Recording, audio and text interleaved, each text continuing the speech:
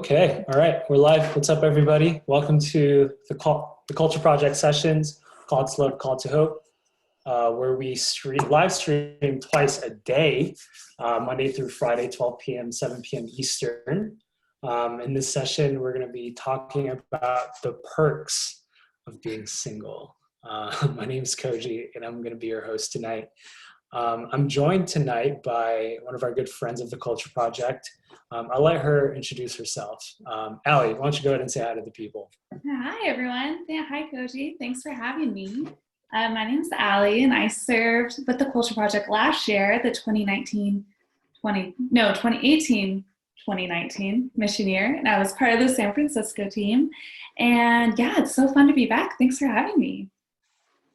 Yeah, anytime. Thanks for doing this. Yeah, how are you doing? Where are you now? Let us know. Yeah, so I'm originally from northeastern Nevada, a small town, but a mighty town, Elko, Nevada.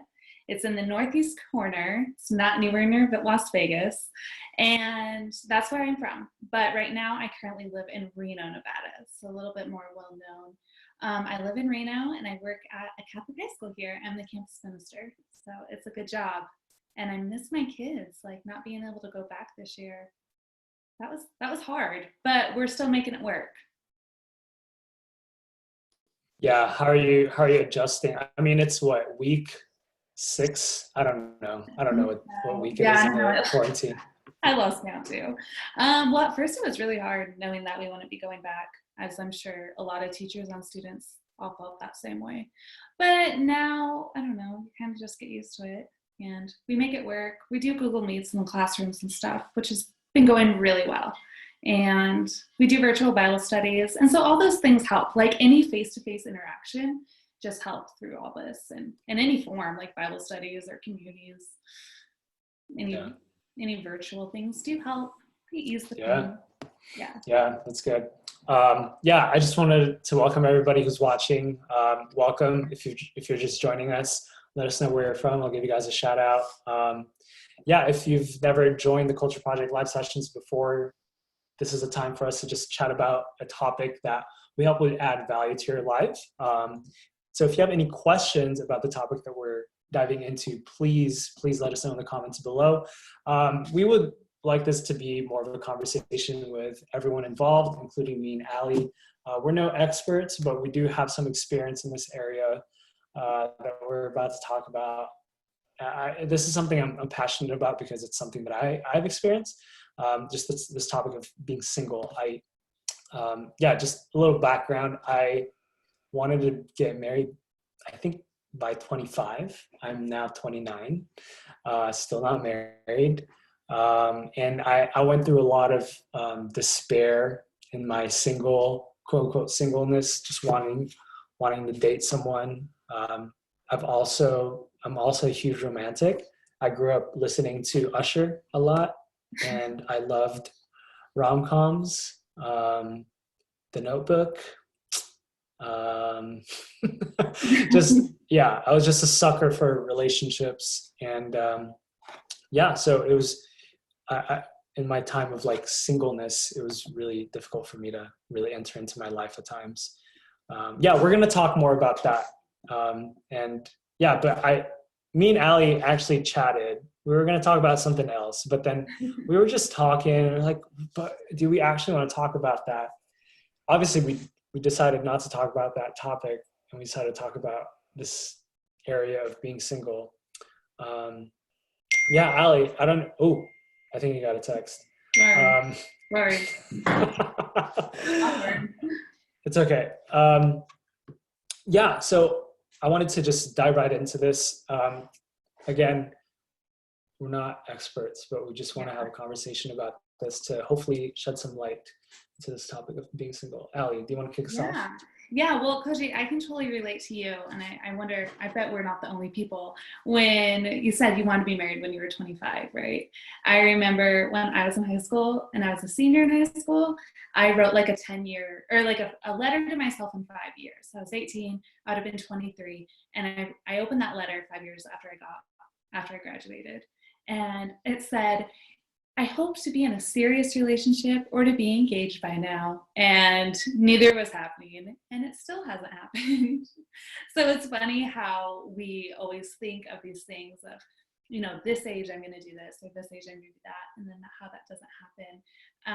But the thing I think is important, that when we realize that is not going to happen, okay, how do we come to terms with that and be at peace with that, and realize that, like, it's not our plan, it's God's plan, and how that's okay. So that's something I had to kind of, like you, kind of had to like figure out, like, okay, that's not part of my plan. That's not what God wanted me to do in my life. Yeah. So how do I navigate through that? Yeah. So the title of the session is Perks of Being Single. I really just want to dive into that, even just that title, like, are there perks to being single? Yeah, Allie, do you mind just sharing your experience of your journey of coming to this place? There's so many perks to being single. Kind of a professional at it. So I have been in a relationship before, but that ended, and quite a few years ago now. And now I'm 27 and I'm single, and I have gotten to be very good at it. And I think for a long time I didn't like it, right? Like, we are made to be in communion with one another. We want our big V vocation. We want to get married, and I still want that, and that's still good. But there is that time of singleness that I had to realize that this is good, and this is where God's calling me to be right now. And really, it's a great time to utilize just so many different things that I'm sure we'll dive into. But being single is a gift, and there's so many positives in it. I have been able to, like, travel a lot to 20 different countries, and like that right there is a huge gift, because if I had someone else, was in a relationship, I would take into consideration, like, their feelings or what they were doing that summer or something about them. But I didn't have to. And so I got to utilize my singlehood to, like, go travel, or, like, that's a huge, huge gift that I've been given while I've been single, and just to, get to know ourselves better. But when I was, like, realizing I was single, I had to realize the important thing right there is to be present in the moment. Like, I am single, and I'm going to be present in this singlehood. Like, I'm not going to be single, but just continually looking towards the future. So I guess that's the first thing I had to learn, was to, like, take a step back and realize, okay, like, the reality of I am single, and that's okay. And how am I going to live right now through this and be present in this moment, instead of constantly looking towards the next, for a husband, for the next thing. So how did you do that? Like, what was, find that piece of, like, yeah, like, who did someone tell you? Like, I don't know, where did that, like, epiphany come from? I think it kind of started that I just realized I was tired. Like, I was just exhausted of constantly feeling like I had to have a boyfriend, or if I had to be in a relationship, like, just I don't know how to explain it, other than I just had a realization that I was tired. I was tired of constantly looking forward. And I think I came through that when, I was dating. I went on dates with people, kind of dating around, and none of them were just working. But I felt the pressure to continue to do it. And even when I, like, maybe, like, didn't really want to, I was like, okay, but I'm supposed to be in a relationship, or I'm supposed to do this, I'm supposed to. So it was just kind of like taking that step back, realizing I don't really want to. I'm kind of exhausted, and I actually just want to be right now, and then kind of sitting with that. Yeah, I'd say I had similar experiences. I was really heavy into online dating. It kind of got unhealthy at times, because I was just on my phone, just, like, scrolling and, like, kind of looking and looking and looking and looking and looking. And it was, I wasted a lot of time, because I was trying to feed that ache in my heart that we all have. But I was looking for it to be instant, and I was just and it also translated when I would like message these women. I would deep down, I would want that to work out already because I just got tired of waiting. Mm-hmm. It wasn't really in a good place of like, oh, I would love for this to be the person I'd end up like loving unconditionally and, being, showing like sacrificial love to. It was just like, I just need to medicate. And I think once I got to that realization that I was just trying to medicate myself, I had to really stop, and I've had to put down my phone. I kind of took a break from like dating in general. I just decided that I needed to stop, and kind of like you, I got tired. Yeah. It's so exhausting. It is exhausting. It's tiring. Yeah. Yeah. It's And so like emotional and mental, and then like how you said, it's like you want that person to be it so bad, and then but mentally it's not necessarily healthy, and it's just exhausting because then yeah. it might not work out, and then you're kind of just back in the same circle going around. Yeah. Yeah, it might not work out. You did so much work to even like get a date, and I'm speaking from a guy's perspective, but I don't know, maybe some girls too. I don't know, but No, yeah, it's from the woman's perspective. It's like, okay, here's a guy. He asked me out. I'm gonna get all dolled up, and I'm gonna like go out, and I'm gonna, you share the kind of the basics, and when it doesn't go, or it doesn't work out, it's like, now I have to do it again. Now I have to hype myself up for another first date, and yeah, it's exhausting, and that's all good. And I mean, it's good that we want that, but it is exhausting. And so I think it's important to kind of take a step back from that and just like be okay with being single, and then realizing the gift in that, and then learning about yourself during this time, and utilizing this time to like do so many cool things.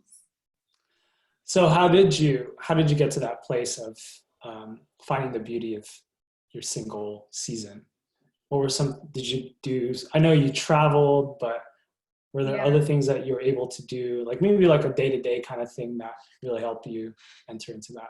Yeah, on a day-to-day thing, I'd say on the spiritual level, it's really nice because like something simple and easy is like I can go to mass like during the day, even when I'm not working, but especially in the summertime, like I can go to mass kind of when I want. And I don't want it to sound selfish, but there's just so much freedom in the gift of being single, because you don't have to think of anybody else. And that does have to kind of like, you have to watch it, that it doesn't turn into selfishness.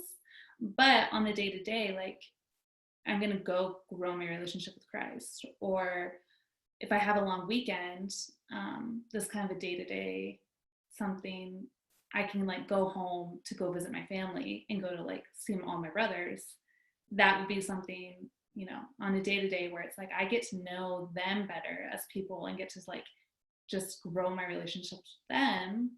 And I don't really have to worry. They don't have to compete with like someone else right now. Like it's just me and them, if that makes sense. Yeah. I think you're touching on something that is very vital. Like when you're not in a relationship yet, like what can you do now, right? That could really help you, because if that's still the goal, is to enter into a relationship, what can I do now practically to better prepare myself to enter into this relationship? Also, what's up, everybody? If you just joined us, if you have any questions, please ask away. We're talking about the perks of being single. I'm here with Allie. She's a former missionary with the Culture Project, and we have some insights. We're not experts, but we have some insights. So we'd love to just chat with you guys. So before we actually started this conversation, Allie and I had a conversation about what do we want to talk about. We kind of broke it down with different things. We called it getting your ducks in a row, right? Like before entering in. So Allie, do you mind just like jumping right into that? Like what's like the first thing you'd say you'd want to do when it comes to getting your ducks in a row? Getting your ducks in a row. There's so many. I'm trying to think of like, I'm not necessarily going to go in order from like most important to least important. I don't think. I'll just kind of start. So during this time of being single, it is a perk because we get to kind of get some things together, like work on ourselves, work on our relationships, And the first one I'd say that we get to work on is like finances. Like, I know that kind of sounds like really big at first, right?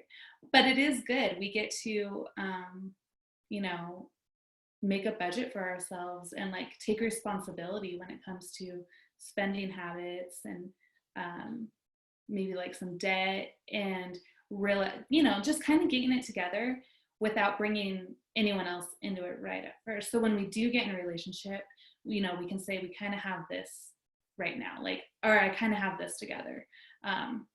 I know what I'm doing when it comes to this, because that's going to help our future spouse. Like when we know how to like manage money and how to control our spending habits, which I do kind of, you know, I'm still working on that part, but when we do meet our spouse, like that's a gift, because I know ideally in a perfect world, like, right, we want to meet someone who doesn't have $100,000 of credit card debt because they bought a lot of shoes, right?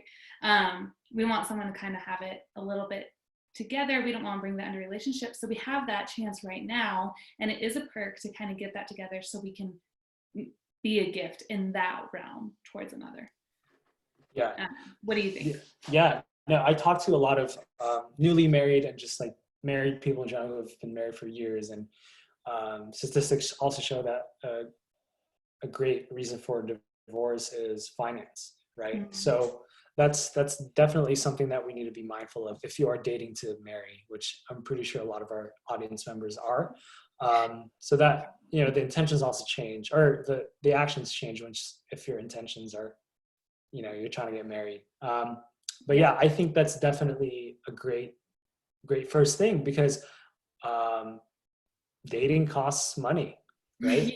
Yeah. Even if it doesn't work out, dating costs money. And I know for a lot of us in this community, we tend to date like long distance. That's like a real thing, because we have certain standards, and for some reason a lot of them aren't in the city that we live in or state we live in.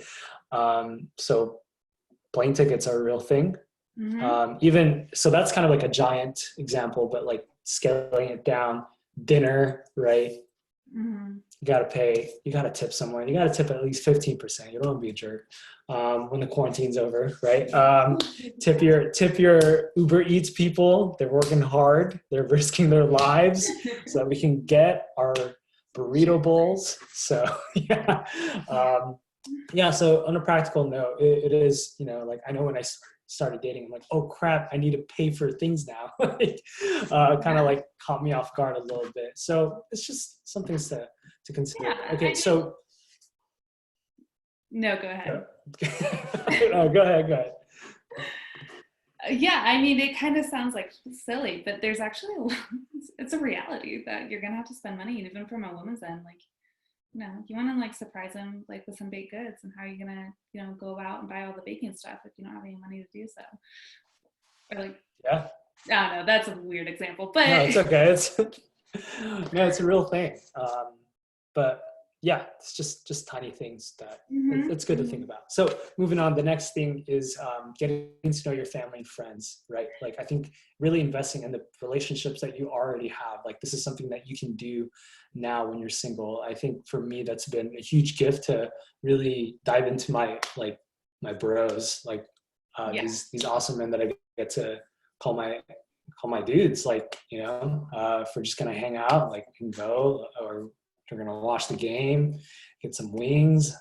That's been the gift for me, is to focus on my same gender relationships. And we had a talk earlier today talking about that actually, and the importance of having same gender relationships, and how having strong same gender relationships can actually very much complement your opposite gender relationships, and then your romantic relationships. And that's something I'm experiencing now, is because something that I've realized is that, and this is something I've learned from married men who have been married for decades, and they've said that as amazing as my wife is, and as she's my spouse, you know, like she's it, right? She's my person.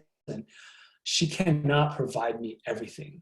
And she cannot provide me that masculine genius that guys have, that brotherhood, you know. And so entering into a relationship, like, it's really important to already have that established so that you can be more prepared to, and it prevents you from expecting to have unrealistic expectations entering into a relationship. I think that's one of the reasons why a lot of relationships fall, is because they put too much pressure on significant other. And they're wondering, like, why can't you do this for me? Why can't you fulfill this emotional need that I have that only actually my guy friends can fulfill, right? Like, it's, you know, so that's something that I was able to partake in, and it's been really great so far. Yeah, no, you have that's something to say, so Ali? good. And well, what did they say? Like, find your bridesmaids before you find your groom. Or I'm sure it's the same for guys, but in a more like bro way. Like, find your bros before you find your girl. I don't know. Yeah. It's important to really, like, this time, like, you're never gonna get it back. That, you know, you can just go to the mall on one Saturday morning with like your girlfriends, you know, or like go for a girls' night. Like, when you get in a relationship, like, you can still do those things, of course, but, you know, it might be like limited, or it might not be on a whim as much as it is now. And so it's like, that's a perk, like, that's fun and that's good. And I know for me, like, I spend a lot of time at my one friend's house, and we were actually having a conversation the other night. She's like, you know, when you get in a relationship, I'm going to be really sad because we won't be able to spend as much time together. And, you know, it wasn't meant to be like selfish or anything. It's kind of funny, and it's true. And so we're really trying to like focus on right now, like, what do we want to do right now as like friends? Like, what's something, you know, what are some fun things we can do as friends that, yeah, we might just not be able to do as much later. And like, my best friend, she lives up in Idaho, and I go see her probably like every 6 months. We get to see each other, and it's just really nice that, like, right now I can do that. But, you know, when I'm married, that's time is going to be limited. Like, maybe, you know, she's married now and has a baby, and maybe now, like, one day, God willing, when I get married, like, we won't be able to see each other every 6 months. You know, we might be able to see each other once a year. And, you know, while we know why, and that's okay, it's going to be kind of sad when that day does come. So that's one thing I'm focusing on. And the same with my family, like, just to kind of see, I have 6 younger brothers, and they're all growing up so fast. And especially my brother's still in high school. Right now I can see them, like, get to know them as high schoolers. Because when I did live at home, they were a lot younger. So now I can, like, spend this time getting to know them and the people and the men that they're growing into be. And that's a huge gift, to be able to, like, see that firsthand and give them my full attention when I'm home. You know, they don't have to compete within, like, my boyfriend's attention. Like, it's all on them. We get to know each other and grow our relationship right now. And that's huge. I see that working a lot, actually, like, those relationships growing right now. That's awesome. That's great. Yeah. Don't neglect the family.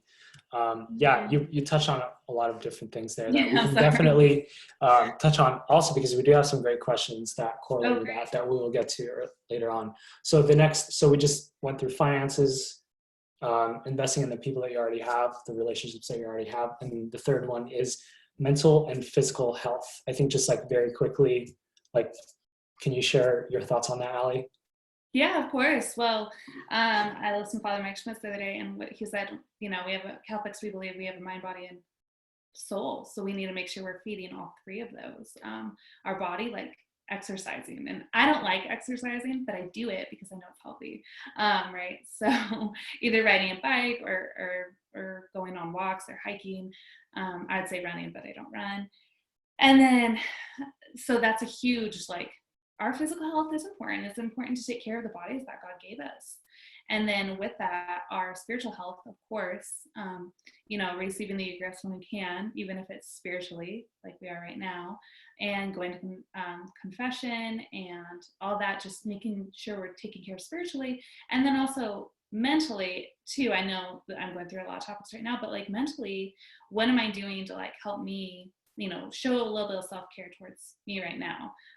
Is that doing like a face mask, or making that time for my hobby I really enjoy doing? So taking care of our mind, body, and soul in this time, so that when we do get in a relationship, those things, like, of course, they're not going to be perfect, but they're going to be worked on, so that we can, again, like, be that gift, even a better gift for our spouse if we're working on those things. Yeah. I actually finally tried a face mask last night with my roommates. How'd it go? It was good. I don't know. I think it was good. It was like a Korean face mask. I don't know. Nice. There's different flavors. Mine was pearl. Wow. I don't really know, but I think it works. But yeah, self-care and getting to know like your friends deeper. Yeah. So you're hitting two birds with one stone right there. Yeah, there you go. Yeah, it's really important to just to share with some of the things I've done was I enrolled in voice lessons when I was single. I was like, I got this cash, like I can use it for something fun, and I took like voice lessons in the summer, and it was awesome. So cool. I highly recommend voice lessons. It's super cool. Right. I would have never thought. Yeah, it's great. Okay, so mental, physical health, yes. Working out, definitely. Just be good to your body, be good to your health. Yeah. Okay, so we're going through these pretty quickly because I want to get to the questions because we have some great ones. So we just did finance, already existing relationships, mental, physical health, and the last but not least, you titled Get Right with God. What do you Get right with God? I think a huge thing with being single, and I guess this kind of goes back to the beginning, like this is one of the biggest lessons I had to learn when I learned how to be okay with being single. So is that I had to know who I was, which my first identity is like being a daughter of God, knowing that, and then getting to know him. And then through that, I got to know even myself on a deeper level, which will help me choose, help me come closer to my spouse one day, right? So when we get right with God, we are growing our relationship with him, and he's revealing more of ourselves to us. So then we have the ability to be able to discern better of who we're supposed to be with. So getting with God, like really, if we were doing this on like most important things to like, kind of dwindling down, this one would be absolutely first. Because if we're not right with God, like how are we going to be all right with ourselves when we're rooted in him? Like our identity is within him. So we need to be right with him. And the way we do that is, but of course, like my favorite sacrament, like besides the Eucharist, is confession, like going to confession and utilizing that, and being, confession helps us be self-aware of our sins and of our flaws. And yeah, we're never going to perfect them, but it helps us be self-aware that so we can, improve on them, and at least just strive to do better every day. And then confession, and then prayer, like we need to acknowledge him every single day. He's our Father. Like we need to acknowledge his presence and talk to him every day. And then again, like he's going to help reveal more of who we are through that. Yeah. I'm sure you have something to add with that. I do. Because there's so much to say about it. Yeah. I do have something to say when it comes to dating. Dating is such an interesting season of life. And you want to be ready for it. You want to really come into that season just really knowing yourself, knowing your triggers, knowing your strengths, your weaknesses, knowing even the basic truths of like what makes you happy, because there are moments during dating when you fall into despair, like, okay, what's the one thing I can turn to right now that's going to give me life, right? Mm-hmm. That's not going to suck away so much time, right? Like for me, sometimes I think my world is collapsing, but actually all I needed to do was eat. I was just so hungry. Like I was just so hungry. I hadn't eaten since breakfast, and let's say like a date didn't go well, or I'm just not, there are just times when I slip into this mentality of just sadness. I Mhm. realized like I first asked the first question I ask is, all right, when was the last time you ate? And if it's been like more than 3 hours, it's time to eat. And man, it changes the game for me, because then that happens and I eat and I'm like, oh, I can see color again and I'm great. So No, yeah, it's so so true. I there's, get the same way when I'm tired. Like if I'm tired, like the world seems like it's ending. Like I'm not okay. yeah, Yeah. yeah. So my one tip also, if you're doing online dating or just dating in general, like make sure you're in like the right mindset. You've gotten something to eat, you're hydrated. I'd be mindful of those triggers. So Yeah. yeah, and just like spending time in prayer, I think is very important, because um, dating, like dating sucks. Like it's, like when you're trying to start a dating relationship, it's really difficult. It is, and it goes Um, back to what you were saying. Like it is exhausting. Like it's hard and it's exhausting. And if we're not right, like if we don't have the proper strength, whether it be with food or sleep or with God, like it's even going to be more exhausting. So you kind of got to take care of yourself in order to like mhm. have energy to do it. Yeah, it's serious. It's serious work. It is. But yeah, so I think we tackled getting our ducks in a row when it comes to preparing ourselves to enter into a season of dating.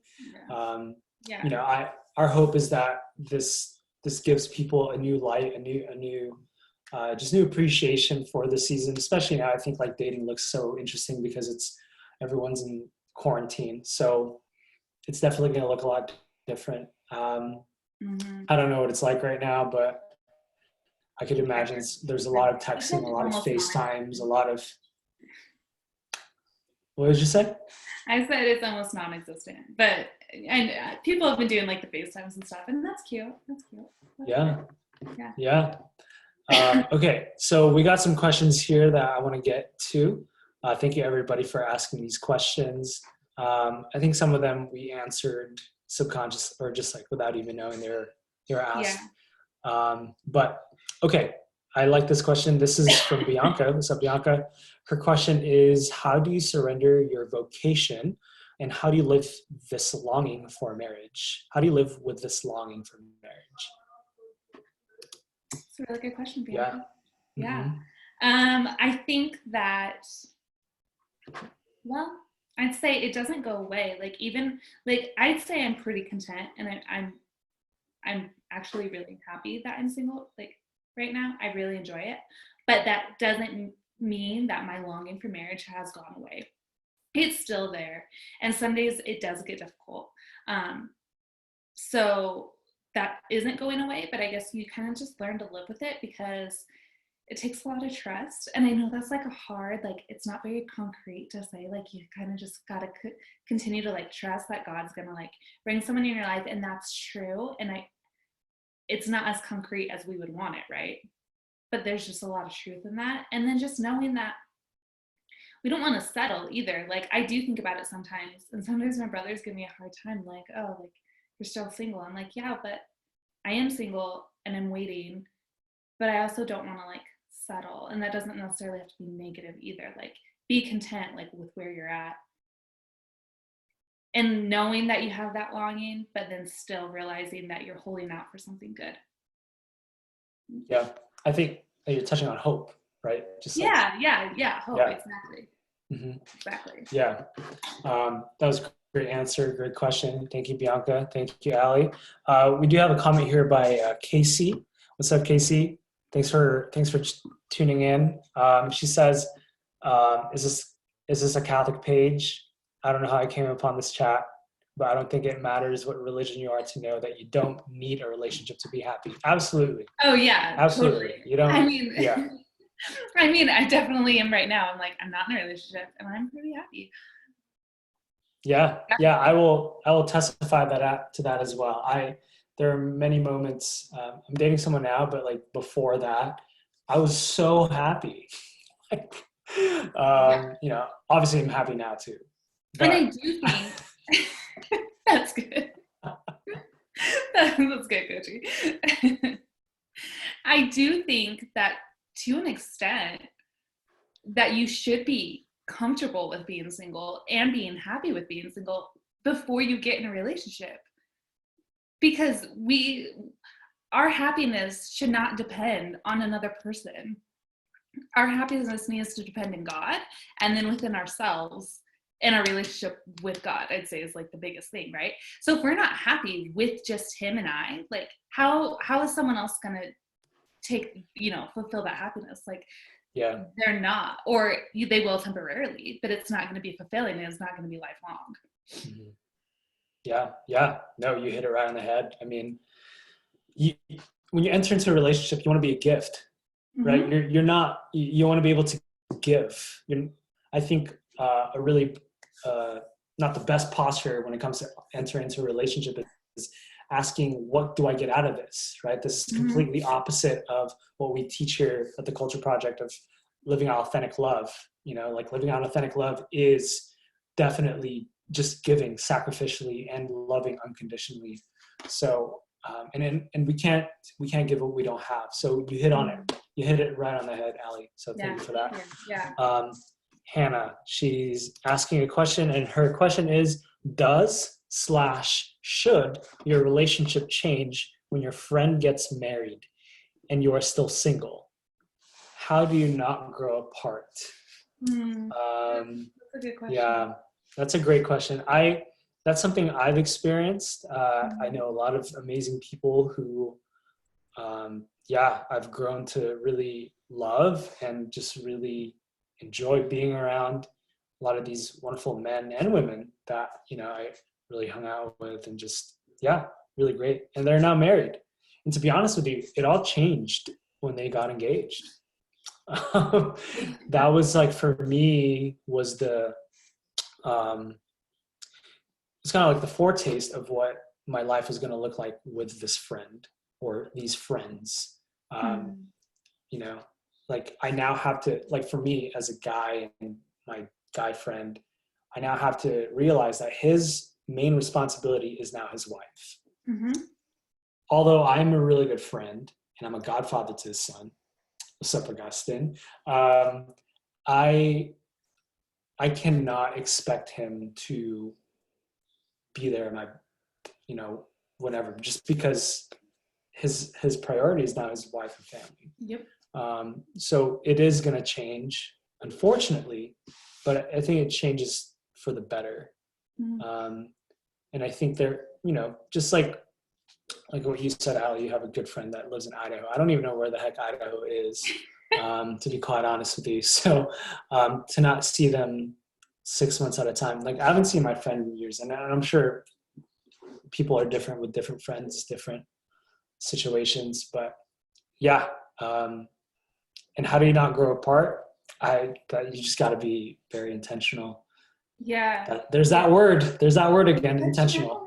So yeah, Allie, what do you have to say? No, I think you definitely said that. You just realized that his priority is now his wife and baby. And I look at my friend, and her priority now is not her husband and her little girl.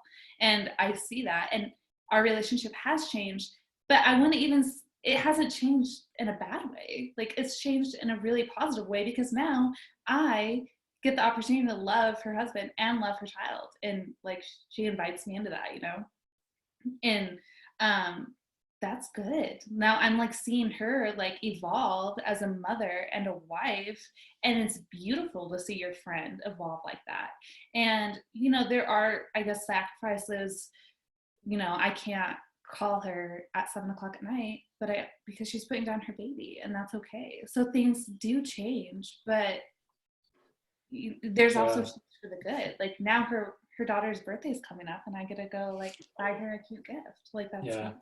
That's it is sad though. You do reminisce in those times. It's just me and the boys, and we're out, right? That's why we should just take advantage right now and to soak up that time in singlehood. There you go. Because it's so good too, and not always be looking forward to the future of being I want to be married, because then when you do get married, there's a good chance you'd be like, I love my life. I love my spouse and my children. But remember when we were single and we could just like go to dinner on the drop of a hat like that, right? Can't do that as much anymore. So now that we're single, what a perk to be single when you can do that. My friends now have to ask their wives before literally anything. I'm like, oh, that's new. Like, like, hey, what are you doing Wednesday night? You're like, all right, let me check with the missus. I'm like, oh, What? all right, cool.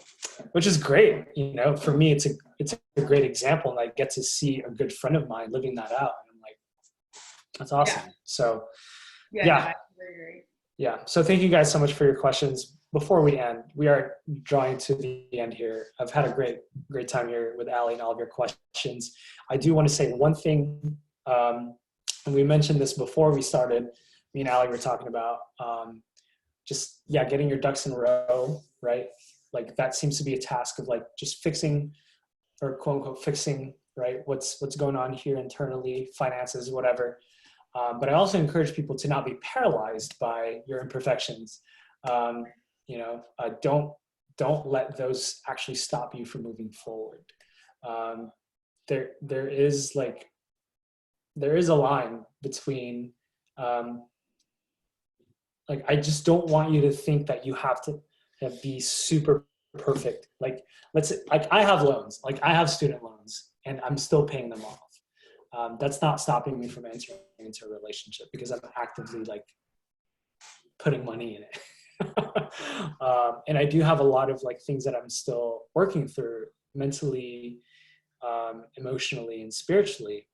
But that's why I have doctors for that. I have a spiritual director for that, and I just started taking today. Marked my first day of therapy, and it's been great. It's been so far. I think therapy is doing its job. So it's and I'm in a relationship. So I think don't be afraid. You're not going to be perfect. So no. I just wanted to encourage you guys to go for it. Do you have anything to add, Allie, before we go? Yeah, I guess the one thing that I really want people to know is that being single is a gift. And I know I keep saying that, but it is because there's so much learning that you can do during this time. And that if we want to make a gift of ourselves to our future spouse one day, then we need to ask ourselves the question, what kind of gift are we going to give them? And if we utilize this time to kind of get our ducks in a row and to be happy with where we're at and be happy with our singlehood, honestly, the greater the gift will be to our spouse when that time comes. And being single, it's not scary. It's a good time. It's fun. Not I want to be here forever, but make the most of it. If you are single, then just be okay, well, this is where God is calling me to be. I'm gonna work on myself so I can be a greater gift for my spouse. And be happy doing it on the way, I guess. You're during the time. Yeah, Allie, thank you so much for joining us tonight. Fun fact, we were going to title this session, I'm single. I'm 27 and single, and that's okay. And that's okay, yeah. So thank you for your openness in that. I know it's although we have this new light to it, it is still hard. I do want to validate that. It is still difficult to live in that place of waiting and longing. So I just want to validate that, and thank you for your willingness to talk about that with us, to provide hope to everyone that's watching. But yeah, guys, as I said earlier, we're no experts, but who is though? Jason Everett. Jason Everett is an expert, and he's tuning in tomorrow. Actually, we're going to be interviewing him 12 p.m. Eastern time right here, Facebook Live. And the topic is literally ask him anything. Ask him any questions. If you don't know who Jason Everett is, he is an international speaker. He talks about sexual integrity, chastity, dating, relationships. He's great. He's a big man on campus. Definitely check him out. He's awesome. And also, if you guys like what you're seeing here and you've joined us throughout this journey of the last 6 weeks, I don't really know how long we've been doing this for. And if you want to continue, if you want to ensure the continuity of this, content, I invite you to consider donating to the Culture Project. There's a link in the description. Next week is our Days of Giving, which are 2 days dedicated to letting people know of our mission and to invite people to donate to ensure the growth of our mission. So please check that out. And if you're watching this and you're looking for a job, let's say you're out of college and this whole quarantine thing is kind of like putting a cramp on your job search. No one's responding on LinkedIn. ZipRecruiter is not really doing its thing. Like no one's hiring, but you want to do something meaningful in your life and you want to really go on an adventure, apply to be a Culture Project missionary today. Go to thecultureproject.org/apply. You get to talk to people. You get to do meaningful work that would really affect hundreds of people. I don't know how many people you'll be talking to a year, but Allie, do you know how many people you talk to when you're, no? Too many. Oh, a lot. I probably upwards towards 1,000, probably. There you go. 1,000 people. So if you want to affect 1,000 people's lives, apply to be a Culture Project missionary today. All right, Allie, thank you so much again. Thank you so much. This was so much fun. Good. I'm glad you had fun. Well, we had fun. Thank you guys so much. And we'll see you guys tomorrow at 12 p.m. Eastern with Jason Everett. Bye.